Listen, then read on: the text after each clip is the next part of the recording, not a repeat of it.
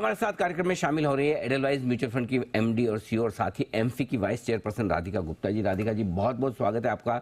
धन्यवाद, इस बड़े दिन आप हमारे साथ जुड़िए। बाजार लाइफ हाई पर है।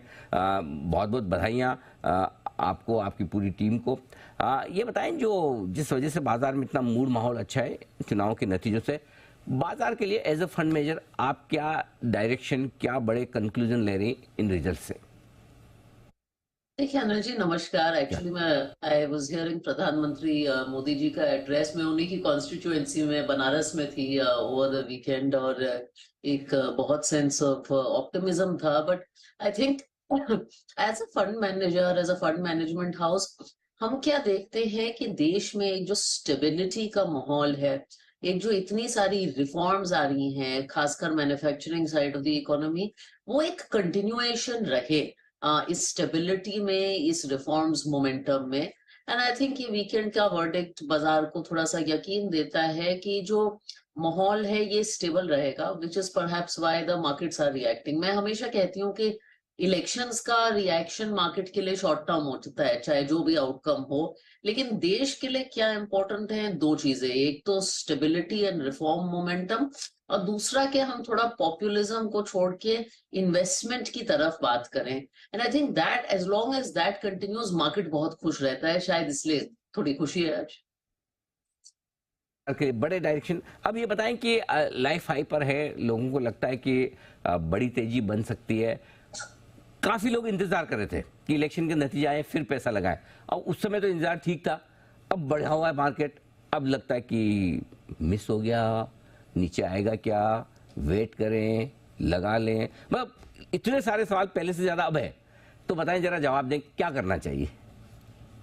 एक्चुअली मुझे लगता है, मैं ये सवाल अनिल जी पिछले 6 महीने से सुन रही हूँ, खासकर स्मॉल और मिड कैप्स के बारे में। और मुझे लगता है ये जो मार्केट टाइमिंग का सवाल है कि अब लगाएं या कब लगाएं ना, इससे किसी का कुछ होता ही नहीं है। मार्केट टाइमिंग ने शायद करेक्शन से ज्यादा लोगों का पैसा गंवाया है। ये कंट्रोवर्शियल लगेगा आपको, लेकिन सच में मुझे लगता है कि इंतजार ने बहुत पैसा गंवाया है लोगों का। हमेशा मैं कहती हूँ, हम तो म्यूचुअल फंड इंडस्ट्री के लोग हैं, कि टाइमिंग करने की कोशिश ना कीजिए, क्योंकि आपसे होगी नहीं। सिस्टमैटिकली पैसा लगाते जाइए। इसलिए हम SIP STP इतना एडवोकेट करते हैं। और आज का जो माहौल है, अगले 10 साल का जो हिंदुस्तान में है, हम बहुत खुशकिस्मत हैं निवेशकों के तौर पे, क्योंकि जो ग्रोथ आपको दिखेगी उसमें आपको पैसा बनेगा। तो staying out of the market मेरे हिसाब से एक ऑप्शन नहीं है।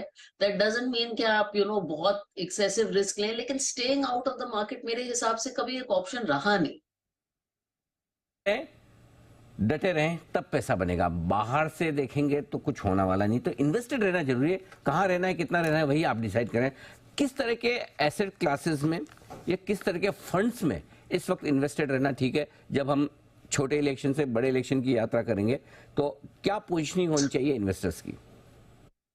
मेरे हिसाब से आई थिंक, अगर आप एक साधारण पोर्टफोलियो बनाना चाहते हैं, मैं आपको सिर्फ दो ही फंड आइडियाज की बात करूंगी।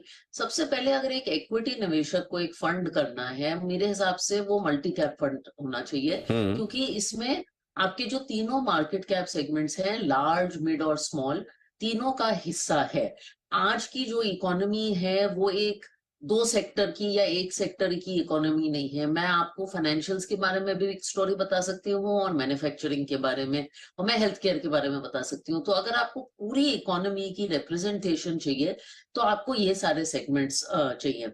मैं इसको गोल्डीलॉक्स कहती हूँ।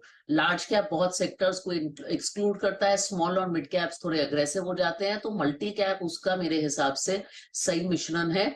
ऐसे भी लार्ज कैप्स हैं जिनमें बहुत मार्केट शेयर गेन करने की अपॉर्चुनिटी है। आप देखेंगे शायद इलेक्शन से पहले FII मोमेंटम लार्ज कैप्स में आएगा। और मिड एंड स्मॉल कैप्स में तो इंडिया की लॉन्ग टर्म स्टोरी, खासकर ये मैन्युफैक्चरिंग एंड रिफॉर्म्स की स्टोरी है। तो मल्टी कैप एक है। दूसरा, अगर किसी इन्वेस्टर को कंजर्वेटिव रहना है कि मार्केट बहुत बढ़ गया है लेकिन इक्विटी से बाहर नहीं रहना है, तो ये जो हाइब्रिड कैटेगरी ऑफ फंड है, जिसमें आपका बैलेंस्ड एडवांटेज फंड आता है 65-35, आप वो चुन सकते हैं। इन दो कैटेगरीज में मेरे हिसाब से बहुत लोगों के सोल्यूशन मिल जाएंगे। बढ़िया, दो आपको एडवाइस दिए फंड्स के लिहाज से। एक मल्टी कैप फंड खरीदें जहां large cap, mid cap, small cap तीनों का मिश्रण मिलेगा, और दूसरा आप खरीदें बैलेंस एडवांटेज फंड जहां इक्विटी ज्यादा, डेट कम, लेकिन दोनों का संगम आपको मिलेगा, उससे आपके रिटर्न होंगे बेहतरीन। राधिका जी, अब बताइए, चूंकि आप बाजार पर पॉजिटिव हैं, बुलिश हैं, क्या अच्छा लगता है आपको, कहाँ तेजी होनी चाहिए, कहाँ आप बुलिश हैं? आई थिंक अनिल जी, आपकी शो पे मैंने ये थीम की बहुत बात की है, and this theme continues to gain momentum, और वो है manufacturing side of the economy. हम देख रहे हैं कि देश में कैपेसिटी यूटिलाइजेशन 75% से ज्यादा हो गया है। पहले सरकारी कैपेक्स होता था, अब प्राइवेट सेक्टर कैपेक्स हो गया है, एंड आई थिंक इस आउटकम से जो हमने वीकेंड पे देखा उसमें एक कॉन्फिडेंस और मोमेंटम कंटिन्यू होगा। तो आपके जो इंडस्ट्रियल प्रोडक्ट्स हैं, इंजीनियरिंग, इलेक्ट्रॉनिक मैन्युफैक्चरिंग, और उनको जो लेंडिंग करने वाली कंपनीज हैं, वहां हमें लगता है मोमेंटम है। Even the PSU basket, particularly the power sector, इस पॉइंट पे हमें वहां मोमेंटम लगता है। So the whole manufacturing thrust of India, कि इंडिया जाके पहले एक सर्विसेज एक्सपोर्ट जायंट था, अब एक मैन्युफैक्चरिंग एक्सपोर्ट जायंट बन सकता है, 400-500 बिलियन मैन्युफैक्चरिंग एक्सपोर्ट कर सकता है। ये थ्रस्ट पे हम बहुत बुलिश रहे हैं, और we continue to be bullish. बहुत ही इंटरेस्टिंग थीम्स बताइए। मैन्युफैक्चरिंग जो लगातार बार बार राधिका जी को पसंद है, यहाँ पर आप अभी भी निवेश के मौके देख सकते हैं। काफ़ी सारी ऐसे सेक्टर्स और कंपनियाँ हैं जहाँ पर आगे चलते हुए पैसे बनेंगे। राधिका जी, बहुत बहुत धन्यवाद आपका, आपने बड़े दिन समय निकाला, हमारे दर्शकों को पूरा डायरेक्शन दिया, म्यूचुअल फंड में इन्वेस्टमेंट के लिहाज से भी और साथ ही बाजार में निवेश के मौक़ों के लिहाज से भी। Radhika Gupta ji, MD CEO Edelweiss mutual fund के आपके सामने। आइए